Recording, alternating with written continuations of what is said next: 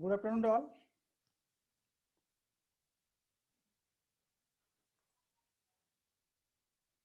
Yesterday we have seen the types of materials, that is the metals, polymers and ceramics. Now let us move little bit ahead and see the next category of the materials. The next category of the materials are the advanced materials. Advanced materials, so these are the materials that are used in high technology applications.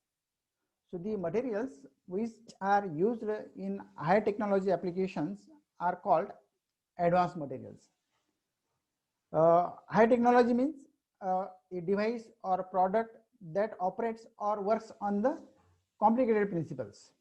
For example, electronic equipments such as CD player, DVD, your computers or mobiles, rockets, space shuttles, satellite, all these are the equipments which works on the complicated principles. So the advanced materials, आता आपण म्हणजे advanced material म्हणजे हा खरं म्हणजे separate category नाही म्हणता येणार त्याला, पण आता मॉडर्न युगामध्ये जे मटेरियल्स वापरले जातात हाय टेक्नॉलॉजी ऍप्लिकेशन्स मध्ये त्यांना आपण मॉडर्न ऍडव्हान्स मटेरियल्स म्हणतो. बरोबर. तर ऍडव्हान्स मटेरियल्सचे डेफिनेशन काय आहे? The materials that are used in high technology applications. म्हणजे हाय टेक्नॉलॉजी ऍप्लिकेशन, आता आपल्याला माहिती आहे की आता आपण जी टेक्नॉलॉजी वापरतोय ही सगळी कुठली हाय टेक्नॉलॉजी आहे. आणि आता हाय टेक्नॉलॉजी मीन्स की जे असे प्रॉडक्ट की जे एका कॉम्प्लिकेटेड प्रिन्सिपल्सवर वर्क करतात. दी products or the devices which works on the complicated principles, and the example includes the electronic equipments असतील, आपले DVD प्लेयर्स असतील, CD प्लेयर्स असतील, किंवा कॉम्प्युटर असेल, मोबाईल्स असेल, किंवा रॉकेट्स असतील, सॅटेलाइट्स असेल, स्पेस शटल्स असेल, हे सगळे ऍडव्हान्स मध्ये येतात. आता actually the advance materials are basically हे ट्रेडिशनल मटेरियल्स आहेत, but having a high performance or their properties are very much enhanced for high performance, and generally these advanced materials are costly. काल नीरज एक प्रश्न विचारला होता की सर की ceramic tiles, ceramic materials are brittle in nature and why they are used in satellites. Actually the ceramic materials which are used in these satellites, these are the advanced materials. बरोबर. आणि या advanced materials काय झालं की they are basically made from the traditional materials. म्हणजे आपण जे traditionally materials वापरतो ते मटेरियल्स त्या ठिकाणी वापरले जातात, पण त्यांचे जे प्रॉपर्टीज आहेत दिस प्रॉपर्टीज आर एनहान्स्ड किंवा ते फार मोठे इम्प्रूव्ह केले जातात फॉर हाय परफॉर्मन्स. म्हणजे हाय परफॉर्मन्ससाठी या ज्या प्रॉपर्टीज आहेत त्या खूप मोठ्या प्रमाणामध्ये इम्प्रूव्ह केले जातात संशोधन करून, आणि त्याच्यामुळे हे जे ऍडव्हान्स मटेरियल्स आहेत दे आर जनरली कॉस्टली. तर ऍडव्हान्स मटेरियल्स मध्ये generally costly because their purifying cost is high and their manufacturing cost is also high because of the high internal structure modifications. So these advanced materials also include the semiconductor materials or biomaterials, smart materials, nano materials. All these are also includes in the category of advanced materials. The semiconductor materials असतील, biomaterials असतील किंवा smart materials असतील. आपण smart materials separate आपण बघूया की what are the smart materials. नंतर nano materials, हे सगळे जे मटेरियल्स आहेत यांना आपण मटेरियल्स ऑफ फ्युचर सुद्धा म्हणू शकतो. Nano materials these are the materials of future. तर so this is all about the advance materials. तर ऍडव्हान्स मटेरियल्सची डेफिनेशन काय? The materials that are used in the high technology applications, and high technology means the products or the devices which works on the complicated principles, and this includes the various advanced applications. So semiconductors also are the advanced materials. So the semiconducting materials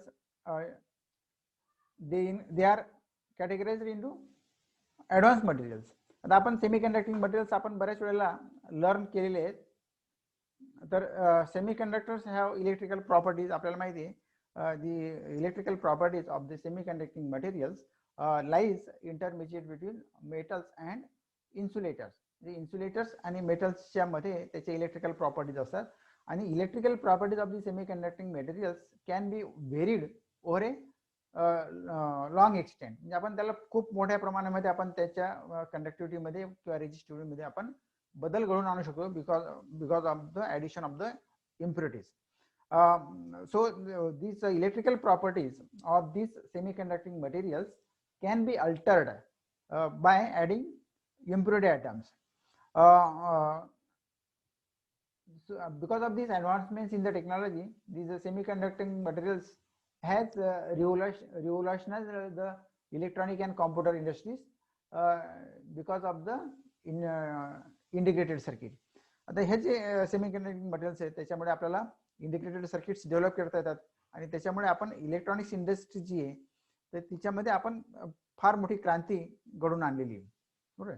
so semiconducting materials has revolutionized the electronic and computer industries due to the advent of integrated circuits. या integrated सर्किट्सच्या मुळे आपल्याला semiconducting मटेरियल्सने काय केलंय तर एक प्रकारे electronic इंडस्ट्रीमध्ये किंवा कॉम्प्युटर इंडस्ट्रीमध्ये क्रांती घडून आणलेली आहे.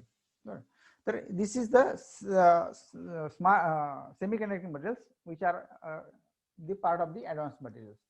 नंतर मी उल्लेख केला होता की स्मार्ट मटेरियल्स. याला स्मार्ट मटेरियल्स किंवा याला इंटेलिजंट मटेरियल्स पण असं पण म्हणतात. आता हा जो आहे हा it is a new group of materials. It is a new group of materials. आता दीज आर दी किंवा याला आपण state of the art materials म्हणूया आणि they will greatly influence our technology. आता what is the smart materials किंवा what are the intelligent materials. आता आपण स्मार्ट मटेरियल्स म्हणतो किंवा त्याला आपण इंटेलिजंट मटेरियल्स म्हणतोय. तर याची जी प्रॉपर डेफिनेशन आहे की ती अशी आहे की the materials which are able to sense the changes in the environment. The materials which are able to sense the changes in the environment and then respond to the changes in the predominant manner are called as the smart materials. बरोबर. तर याचा अर्थ काय होतो की smart materials किंवा intelligent materials are able to sense the changes in the environment and then respond to these changes in the predetermined manner are called as the smart materials. आता smart मटेरियल्सचं एक उदाहरण तुम्हाला देतो की आता समजा आपली स्किन आहे. स्किन काय आहे आपली? It is a smart material. Why it is a smart material? कारण स्किनवर जर समजा तुम्हाला काही खरचटलं असेल, काही झालं असेल तर ती स्किन काय होते ऑटोमॅटिकली त्या ठिकाणी ती भरून निघतं. बरोबर आहे. ऑटोमॅटिकली काय होतं की म्हणजे तो जो चेंज झाला त्याच्या प्रॉपर्टीज मध्ये, त्या स्किन मध्ये जो चेंज झाला तो त्याने लगेच सेन्स केला की अरे इथे काहीतरी डिस्कम्फर्ट वाटतंय तर ते लगेच ऑटोमॅटिक दुरुस्त होऊन जातं. बरोबर. तर our skin is a smart material. आपल्याला जखम झाली ऑटोमॅटिक बरी होते. Our body material, our body organs are made up of smart materials. तर भविष्यामध्ये असं होऊ शकतं की समजा तुमच्या अंगामध्ये शर्ट आहे आणि शर्ट फाटला तर फाटल्यानंतर तो ऑटोमॅटिक जुळू शकतो. अशी जर टेक्नॉलॉजी किंवा असं जर मटेरियल डेव्हलप झालं की इन फ्युचर तुमचा शर्ट फाटला असेल कुठेतरी तर तो ऑटोमॅटिक काय होईल जुळेल. तर it will be called as the smart material. It is called as the smart material. आता स्मार्ट मटेरियल्स मध्ये कसं आहे की हे जे गॅस सेन्सर्स असतात हे पण स्मार्ट मटेरियल्स मध्ये असतात. बरोबर. LPG गॅस सेन्सर असेल किंवा इतर गॅस सेन्सर असतील तर ते काय करतात, they response to the smell of that gas. This respond to the smell of that gas.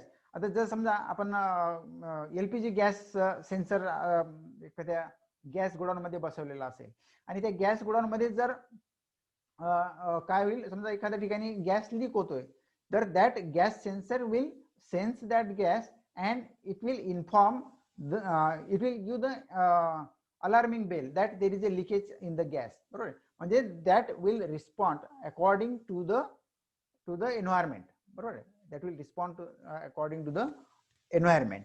So the best example of smart materials is our body skin. Body skin is the smart material because it automatically joins if there is some scratches on your body. तर हे जे smart materials आहेत यांची जे properties आहेत, the properties of this smart materials can be changed by external stimuli. म्हणजे आता हे एक्सटर्नल एन्व्हायरमेंट जे असतं त्याच्यावर त्याच्या प्रॉपर्टीज डिपेंड्स करतात. म्हणजे त्याच्यावरचा प्रेशर असेल, टेम्परेचर असेल, मॉइश्चर असेल, किंवा पीएच असेल, किंवा इलेक्ट्रिक मॅग्नेटिक फील्ड असेल, किंवा लाईट असेल, केमिकल कंपाऊंड्स असेल, या सगळ्या गोष्टीमुळे ते जे स्मार्ट मटेरियल्स आहे ते काय होतं, स्टिम्युलेट होतं आणि it responds according to that stimuli. बरोबर. So these properties of smart materials can be changed by external stimuli, and these external stimuli are the stress, म्हणजे आपण त्याला फोर्स म्हणतो. टेम्परेचर असेल, किंवा मॉइश्चर असेल, किंवा पीएच असेल, अनेक गोष्टी. आता तुम्हाला हे माहिती आहे ना की आता समजा आपला घरामध्ये आपण एसी बसवलेला असतो, तर एसी मध्ये समजा तुमचा एखादा मॉइश्चर कंट्रोल्ड सेन्सर असेल तर तो it will measure the humidity, it will measure the humidity किंवा मॉइश्चर इन द एअर, आणि त्याच्यानुसार मग तो एअरची क्वालिटी त्या ठिकाणी मेंटेन करू शकेल.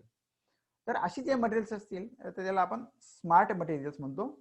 तर स्मार्ट मटेरियल्सचा ची डेफिनेशन आहे म्हणजे काय, स्मार्ट मटेरियल्स किंवा त्यांना आपण इंटेलिजंट मटेरियल्स म्हणतो, आणि they are able to sense the changes in their environment.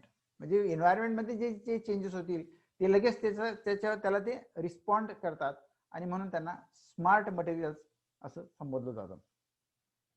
तर so this is the category of the materials.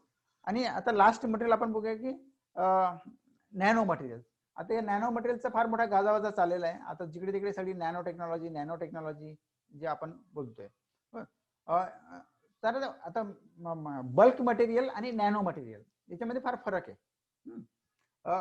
Nano म्हणजे काय, नॅनो म्हणजे the materials whose size is ranges from 0 to 100 nanometer. बरोबर. म्हणजे ज्या मटेरियलची साईज ही 1 to 100 नॅनोमीटरच्या रेंज मध्ये असेल त्याला आपण नॅनो मटेरियल्स म्हणतो. They are called the nano materials.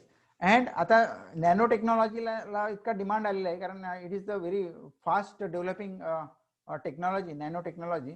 तसा नॅनो टेक्नॉलॉजी ही एन्शियंट टेक्नॉलॉजी आहे असंही आपल्याला संशोधनांती सापडेल. पूर्वीचे लोक नॅनो टेक्नॉलॉजीचा उपयोग करायचे परंतु ते आपल्या लक्षात येत नव्हतं.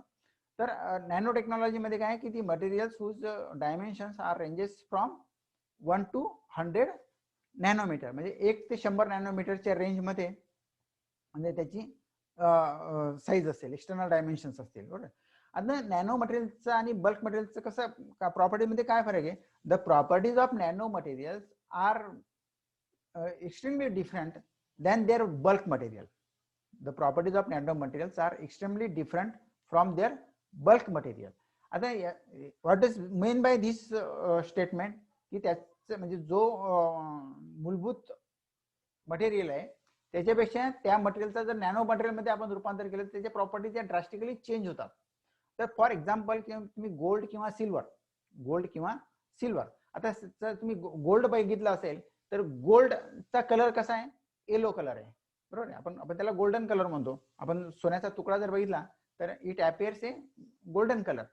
पण जर या गोल्डचे आपण नॅनो पार्टिकल्स तयार केले, if you made a nano particles of this gold, म्हणजे त्याचे काय केलं आपण साईज आपण स्मॉल करत गेलो आणि साईज कुठपर्यंत गेली तर 0 to 100 नॅनोमीटरच्या साईज मध्ये आपण त्याला आणलं, तर you will observe that the colour of this nano particle, म्हणजे ते जे मटेरियल तयार होईल त्याचा कलर असेल पिंक कलर तयार होऊन जातो. बरोबर. म्हणजे तुमचा जो मोठा पार्टिकल आहे त्याच्यामध्ये त्याचा कलर हा गोल्डन आहे, पण ज्यावेळेला त्याला नॅनो पार्टिकल मध्ये तुम्ही कन्वर्ट केलं तर the colour of that nano particle has been changed to the pink colour, faint pink to the bright pink पर्यंत त्याचे कलर चेंज होत जातात. बरोबर. तसंच सिल्वरच्या बाबतीत पण होतं. आता ही जी नॅनो पार्टिकल्स आहेत तर these nanoparticles are extremely useful in the cancer treatment. बरोबर. तर याचा अर्थ काय झाला की की नॅनो पार्टिकल्स आपल्याला कॅन्सर ट्रीटमेंटसाठी आपण वापरले जातात.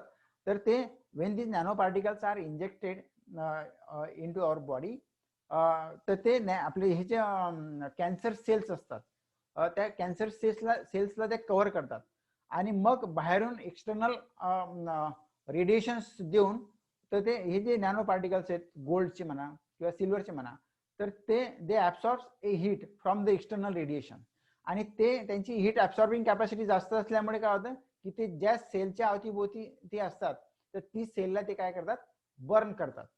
That cells becomes burn. तर आपल्याला त्या इतक्या डीप ऍप्लिकेशन्स मध्ये काही जायचं नाही, तर आपल्याला फक्त what are the nano materials. The nano materials R the materials having the dimension 1 to 100 nanometer. So internal structure or their surface structure is in the nanoscale. These are materials are manufactured at a very small scale. आणि हे जे nano materials आहेत they exhibit novel characteristics compared to the some material without novel features. आता काही nano particles मटेरियल्सचे जे आपण तुम्ही बघितलं असेल की नॅनो ट्यूब्स किंवा quantum dots, nano tubes, generally nano tubes semiconductors मध्ये nano tubes, carbon nano tubes हा एक कॉन्सेप्ट येतोय. तर कार्बन नॅनो ट्यूब्स म्हणजे काय, नॅनो ट्यूब्स म्हणजे ते अतिशय बारीक असे रॉड्स असतात. आता हे कार्बनचे जे रॉड्स आहेत they are very extremely hard and their strength is very hard.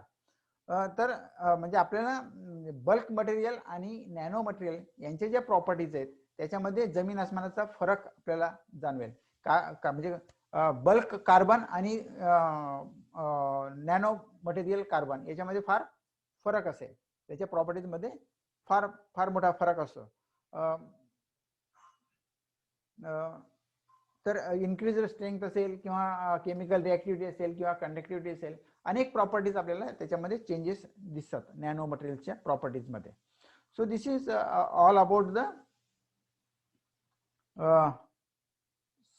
materials that we use in our daily life. तर there are three आपण आतापर्यंत काय शिकलो, there are three main categories of the materials, metals, ceramics and polymers. त्याच्यानंतर आपण बघितलं advance materials. Advance material मध्ये आपण बघितलं सेमी कंडक्टिंग मटेरियल्स, नंतर स्मार्ट मटेरियल्स आणि नॅनो मटेरियल्स. तर अशा पद्धतीने आपल्याला हे क्लासिफिकेशन ऑफ मटेरियल्स या ठिकाणी आपण कंप्लीट केलेलं आहे. बरोबर. आता नेक्स्ट टॉपिक जो आहे आपला तो आहे प्रॉपर्टीज ऑफ मटेरियल्स. आता प्रॉपर्टीज ऑफ मटेरियल्स मध्ये काय आहे की आता प्रॉपर्टीज कोणत्या आपण बघणार आहे, तर प्रॉपर्टीज मध्ये मेकॅनिकल प्रॉपर्टीज असतील, केमिकल प्रॉपर्टीज असतील, इलेक्ट्रिकल प्रॉपर्टीज असतील, थर्मल प्रॉपर्टीज असतील, ऑप्टिकल प्रॉपर्टीज असतील किंवा मॅग्नेटिक प्रॉपर्टीज असतील. These are the various properties of the material. आणि मी तुम्हाला पहिल्या लेक्चरला बोललो की material science mainly deals with the study of internal structure and properties of the material. बरोबर. आता हे जे बेसिक प्रॉपर्टीज आहेत ते आपल्याला बेसिक प्रॉपर्टीज काय असतात मटेरियलचे ते आपल्याला माहित करून घेतल्या पाहिजे. तर आपण पहिली जी प्रॉपर्टी आहे तर ती आर दी मेकॅनिकल प्रॉपर्टी. म्हणजे मेकॅनिकल प्रॉपर्टी म्हणजे काय, the response of the material under the application of the force. म्हणजे ज्यावेळेला आपण एखाद्या मटेरियलवर फोर्स अप्लाय करतो तर त्यावेळेला त्याचा जो रिस्पॉन्स असतो तो कसा असेल, that study is called as the mechanical properties. बरोबर. मग या मेकॅनिकल प्रॉपर्टीज मध्ये आपलं काय काय येतं, म्हणजे स्ट्रेस, स्ट्रेन, नंतर Young's modulus, bulk modulus, modulus of rigidity, नंतर इलॅस्टिसिटी, प्लास्टिसिटी, डक्टिलिटी किंवा हार्डनेस, टफनेस, फटीग, स्टिफनेस, हे या सगळ्या ह्या कुठल्या प्रॉपर्टीज आहेत, these are the properties of the type mechanical property. So behaviour of the material under the application of the external force, they are called as the mechanical properties. आपण ह्या mechanical properties one by one we will learn in the next lecture. So mechanical properties are there and then electrical properties are there. Electrical properties मध्ये कोणत्या कोणत्या properties येतील, electrical property मध्ये electrical conductivity येईल, electrical resistivity येईल. बरोबर. म्हणजे conductivity and resistivity, त्या ठिकाणी ओम्स लॉ वगैरे जे असेल ते आपण ते सगळं बघणार. नंतर थर्मल प्रॉपर्टीज मध्ये काय येईल, heat capacity, thermal expansion, thermal conductivity, बरोबर आहे.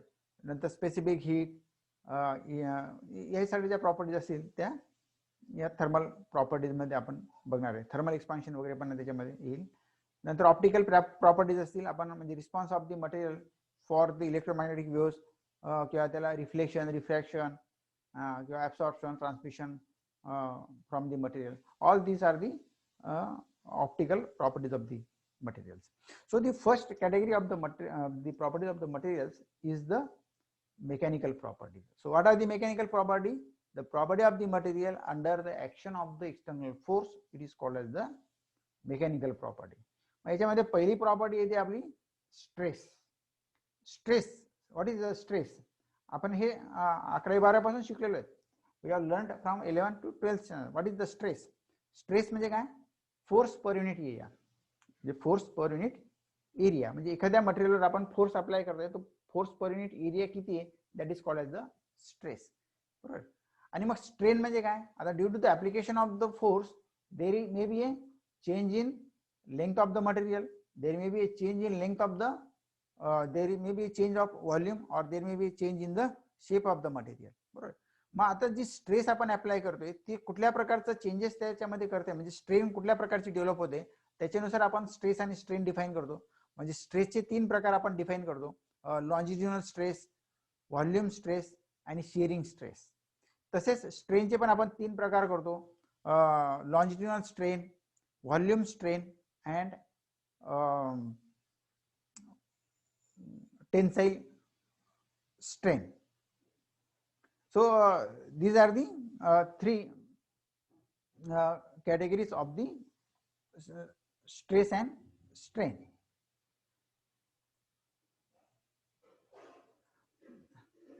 तर shearing strain, not shearing strain, last is the shearing strain. So आता आपण आपलं स्ट्रेस, लॉन्जिट्युडिनल स्ट्रेस म्हणजे ज्या वेळेला आपण स्ट्रेस असा अप्लाय करतोय की त्या ठिकाणी there is a change in length of the material. समजा आपण एक रबर कॉर्ड दिलं तुम्हाला आणि you applied the force at the 2 ends, तर काय होईल, that rubber cord will get elongate, बरोबर.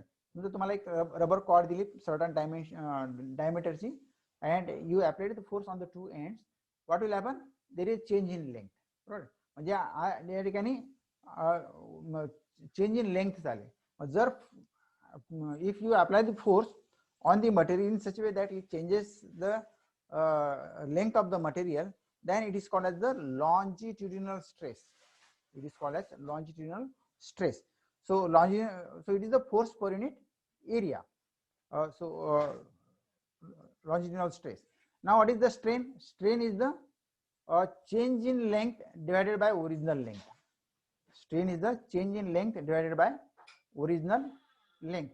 Suppose a 1 centimeter rubber cord is given to you, or suppose 5 centimeter rubber cord is given to you, and you applied some force on that rubber cord, and if this rubber cord is extended by 1 centimeter, म्हणजे ही rubber cord 1 centimetre ने लांब झाली, तर original length किती होती तुमची, समजा 10 centimetre होती आणि चेंज इन लेंथ किती झाली, 1 सेंटीमीटर, बरोबर.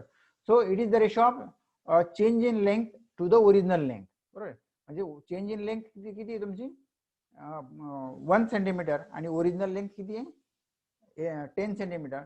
So 1/10 is the strain produced in that material. तर हा या ठिकाणी लिनियर चेंज आहे म्हणून याला म्हणतात लॉन्जिट्युडिनल स्ट्रेस आणि लॉन्जिट्युडिनल स्ट्रेन. आणि जो रेशो असतो स्ट्रेस अपॉन स्ट्रेन, तर हा जो रेशो आहे तो कॉन्स्टंट असतो. कुठल्याही मटेरियलचा काय असतो कॉन्स्टंट असतो. Stress upon strain is constant. म्हणजे according to the Hooke's law, आपण हुक्स लॉ तुम्हाला माहिती आहे, what is the Hooke's law, within the elastic limit the stress is proportional to strain. Within the elastic limit stress is proportional to strain. म्हणजे stress is proportional to strain आणि मग तो proportionality constant काढण्यासाठी आपण एक constant घेतो आणि त्या कॉन्स्टंटला आपण नाव देतो मॉड्युलस ऑफ इलास्टिसिटी.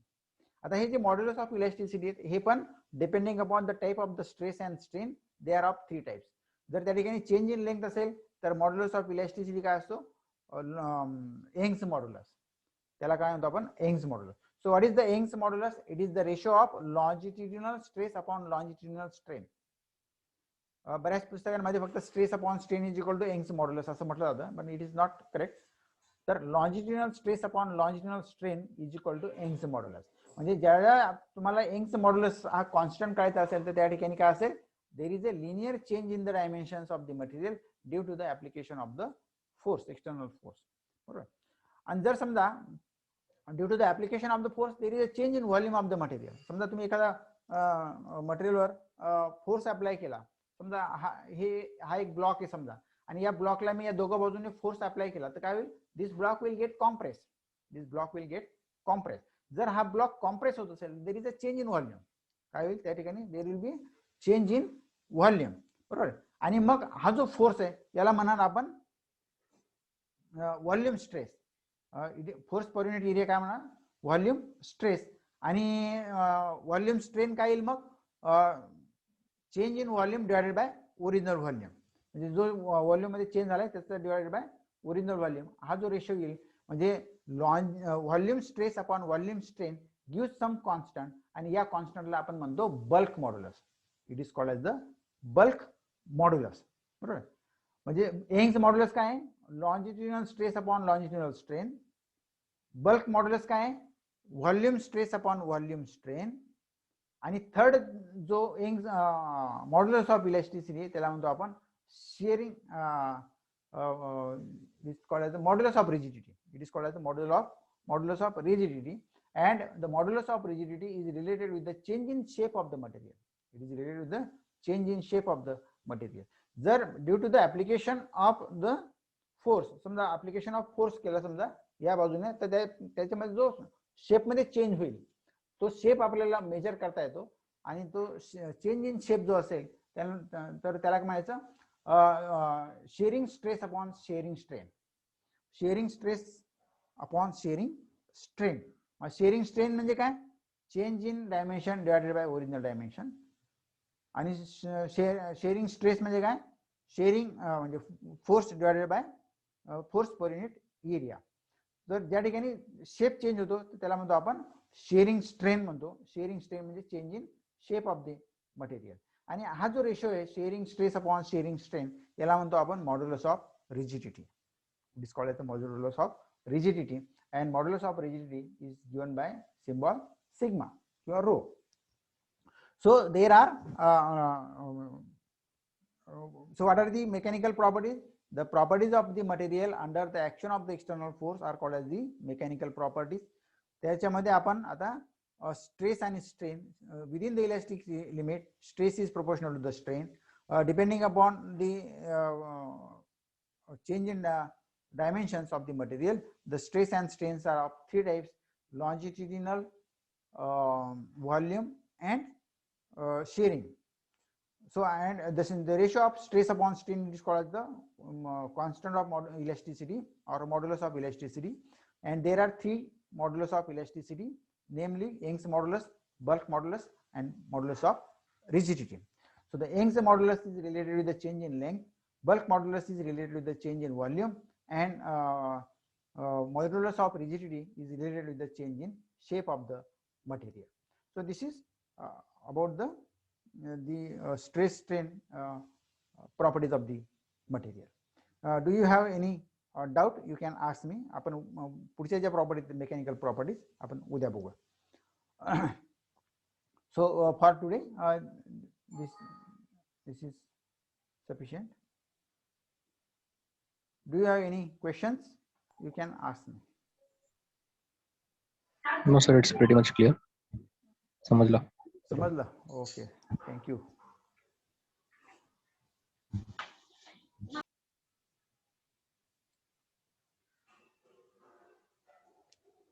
ठीक है, मैं करूँ एंड? हो सर. Okay, thank you.